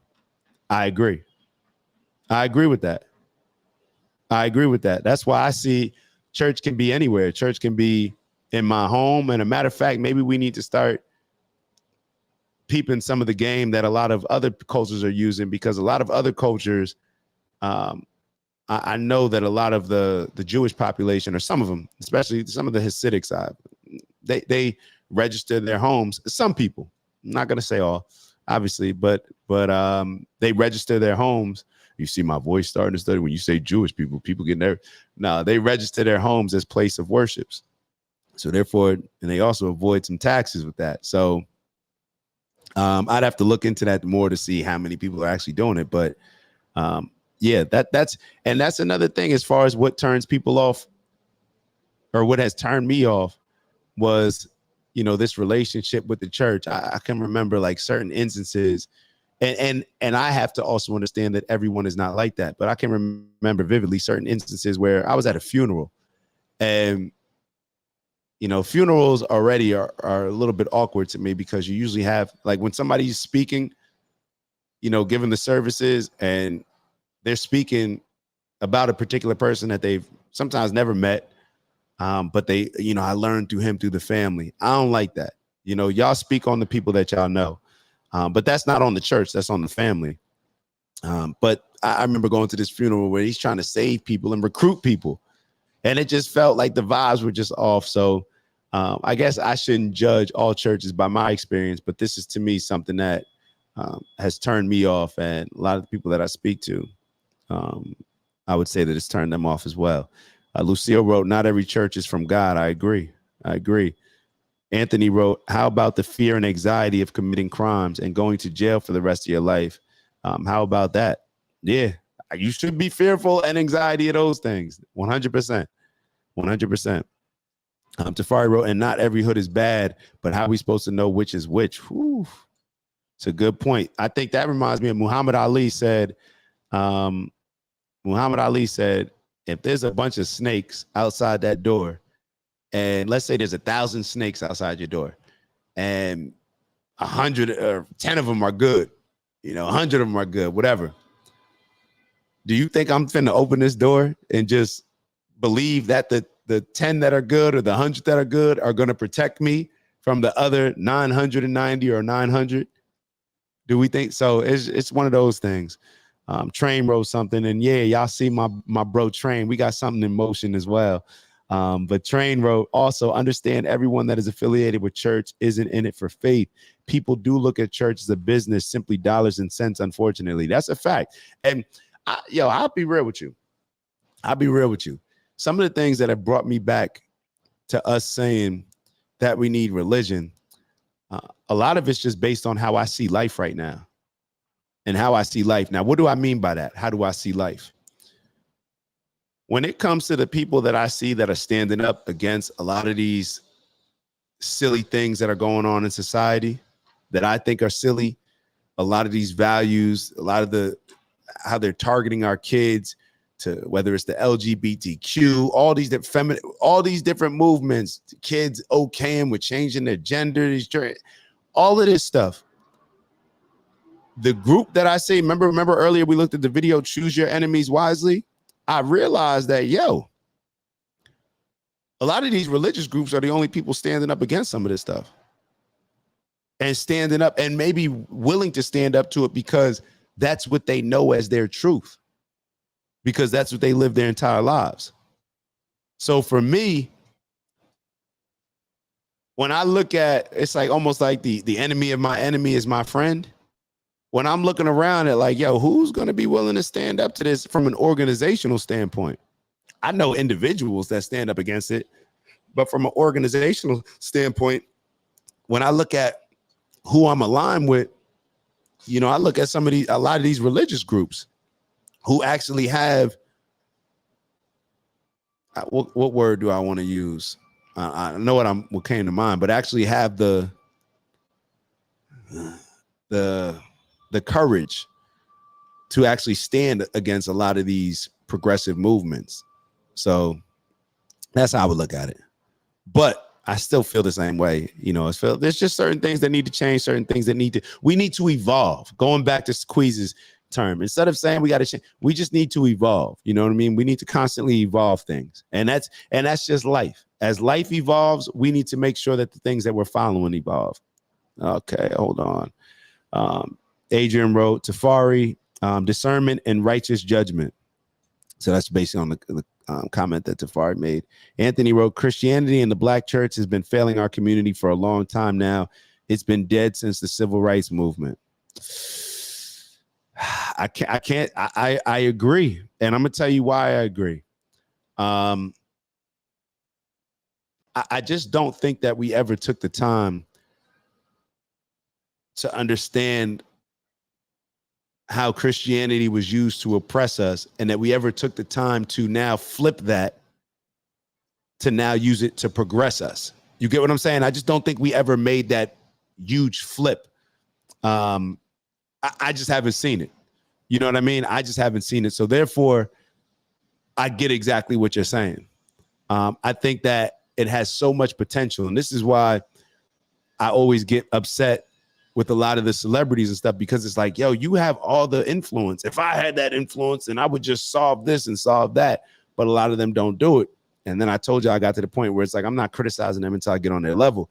But from a standpoint with the religious groups, Christianity, the church, y'all have set a certain level of standards. Now I'm looking for the church like, y'all just gonna like allow all this type of weirdo stuff happening?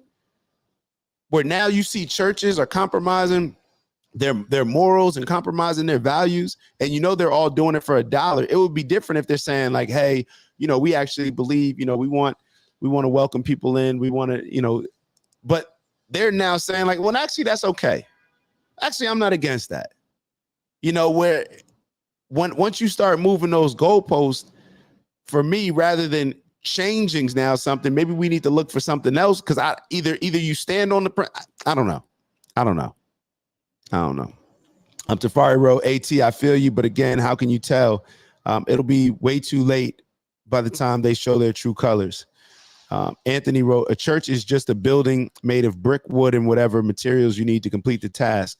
The leadership is the key part of making the community function of the church. If the church leadership is failing, then it reflects badly on our community. A church pastor is just a human being with a religious theologian education. That's it. He's born like we are, and he or she died like we do. I can't disagree with that. It's almost like, what's that part in Remember the Titans when he says attitude reflects leadership, Captain? So our attitude based on this particular church is going to be based on the leadership.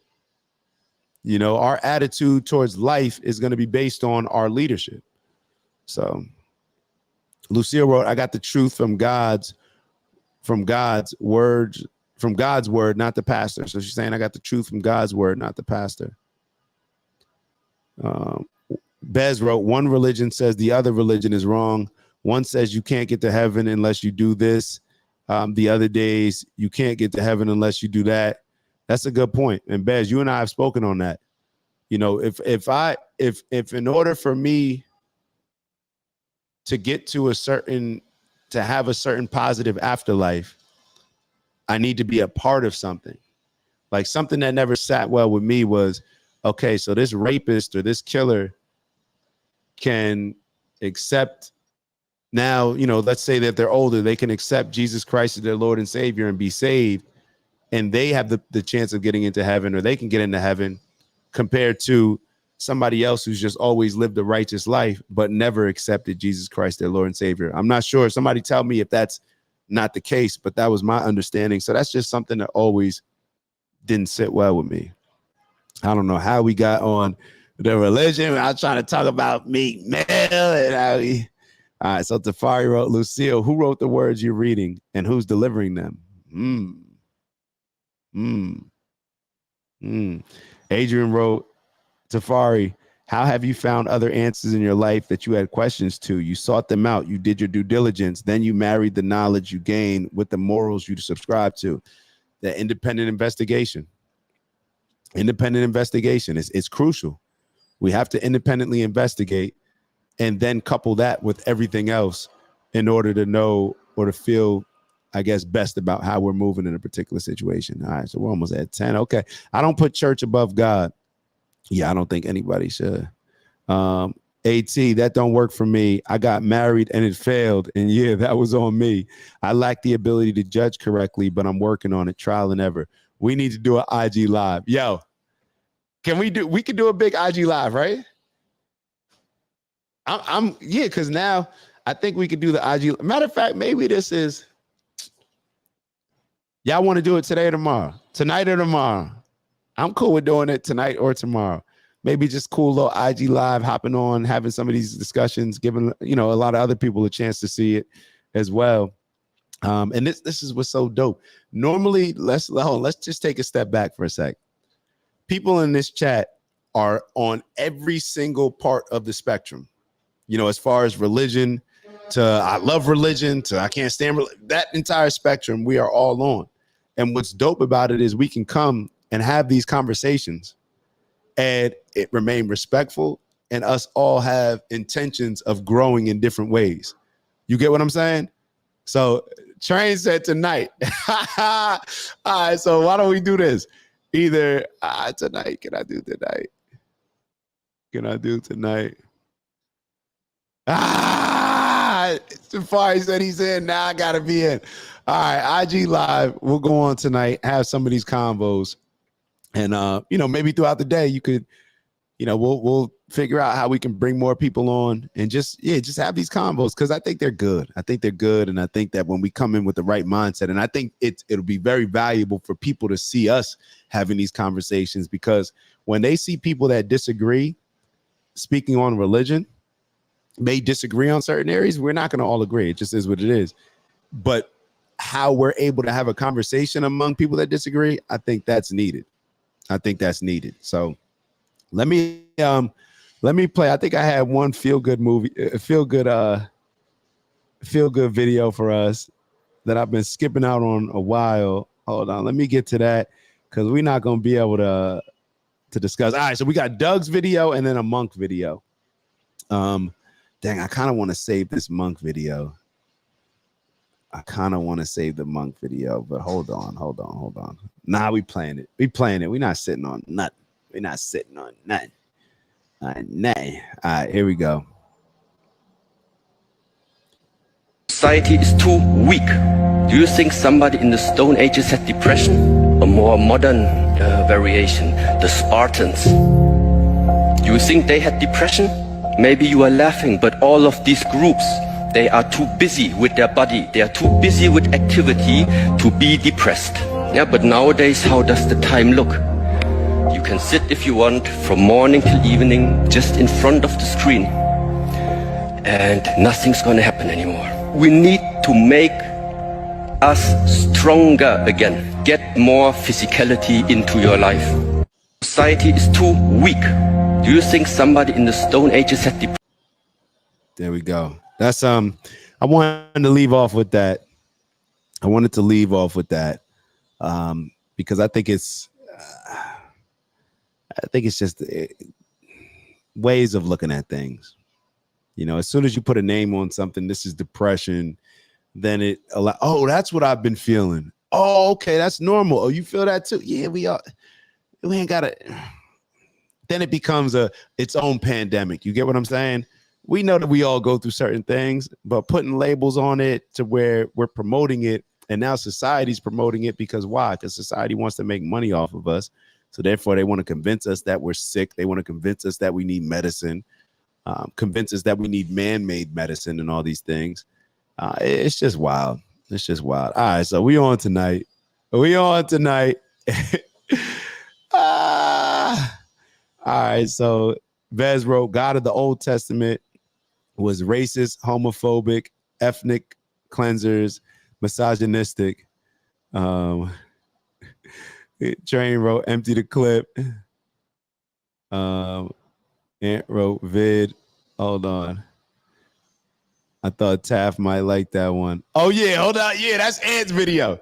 Ant sent me that one. Yo, matter of fact, I want to lean into that one a little bit more. I'm sure we're going to bring that up either on Wednesday or Friday. But that's just how it goes.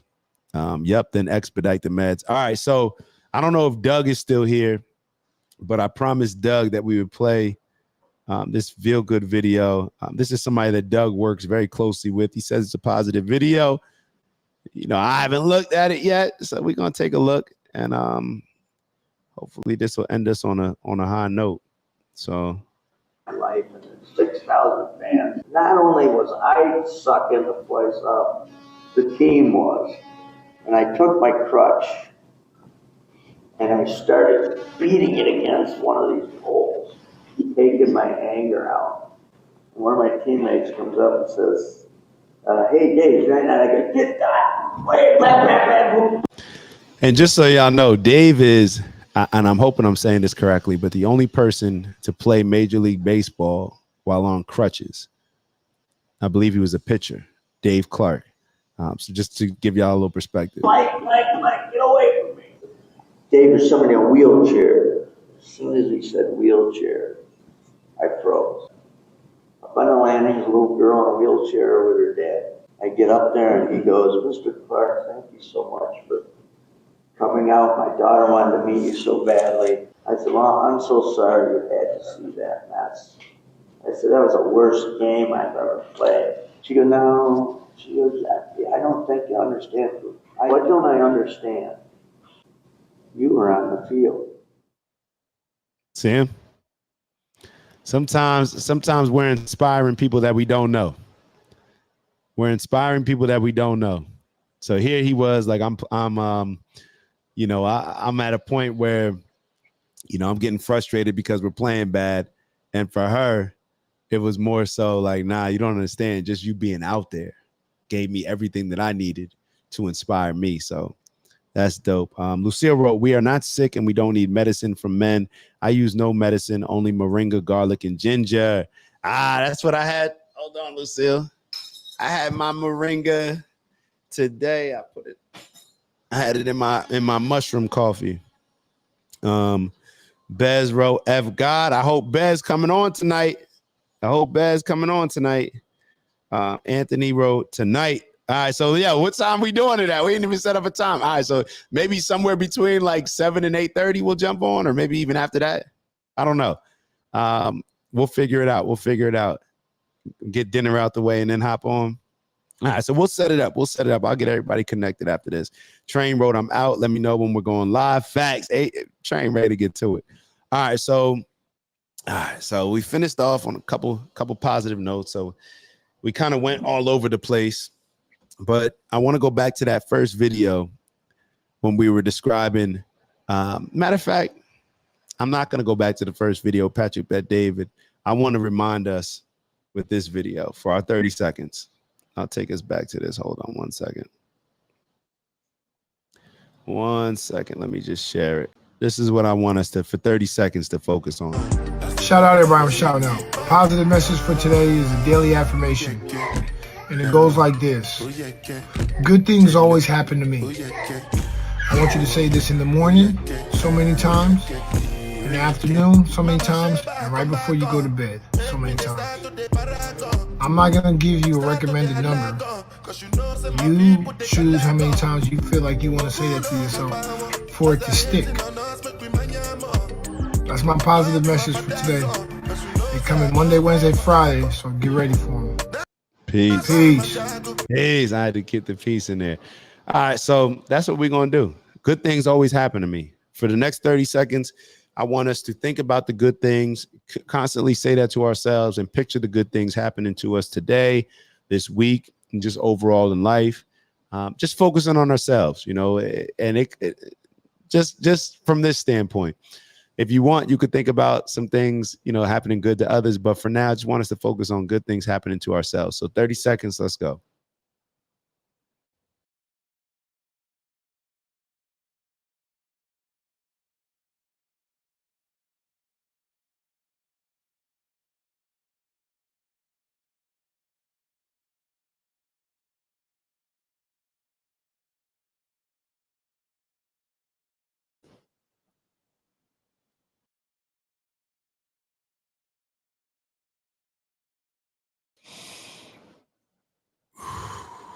Good things always happen to me. Great things always happen to me. Great things. All right. Lucille left a comment to everyone listening. No weapon formed against you shall prosper, and every tongue rises against us shall be condemned. With that, we shall see y'all soon. We'll see y'all tonight. Stay out for the look out for the details, either on the OG network, my personal page. It'll be up there soon. So or soon, sometime throughout the day. We'll figure it out. But appreciate y'all. Y'all know how much I appreciate y'all. Y'all know what we do here. Strength and honor, onward and upward. We get into that bag with big integrity, of course. And everything we do is about elevating on purpose, both from an intentional standpoint as well as just doing what we're here to do. Kiki sent the fires. So then that's we locked in. All right. So then we'll see y'all tonight. Appreciate y'all. Love y'all. And always thank y'all for tapping in. Ew.